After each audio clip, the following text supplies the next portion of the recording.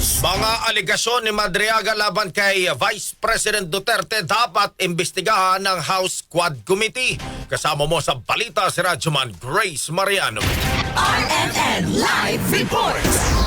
Nananawagan nga ang mga kongresistang kasapi ng Makabayan Bloc sa House Quad Committee, gayon din sa Committee on Good Government and Public Accountability na agad magkasa ng investigasyon ukol sa mga aligasyon ni Ramil Lagunay Madriaga laban kay Vice President Sara Duterte. Hiling ni na Representatives Antonio Tino, Sara Jane Elagua, Rene Luisco sa liderato ng Kamara, iprioridad ang nabanggit na investigasyon.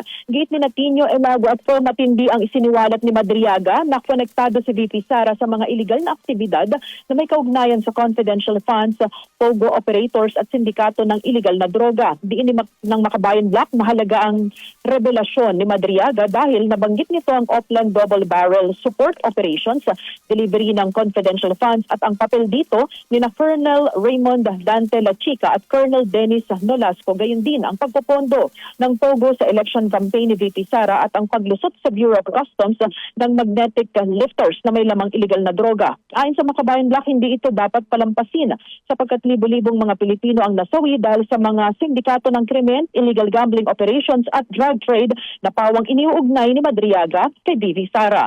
Kasama mo sa DCXL RMN Manila, Radyoman Grace Mariano, Tatak RMN.